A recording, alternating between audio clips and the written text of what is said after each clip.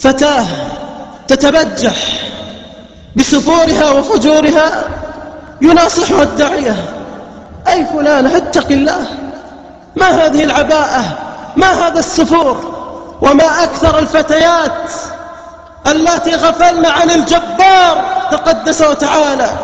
والله لو علموا من هو الجبار ما لبست فتاة عباءة مخصرة ولا لبست عباءة على الكتف، إلا أن هذه زاد تبجحها، تبرأ لسانها لما نصح الداعية. تدرون ماذا قالت؟ قالت كلمة تهتز لها الجبال والقلوب، قالت: اتصل على ربك ليرسل إلي ملك الموت إن كنت صادقا، اتصل عليه.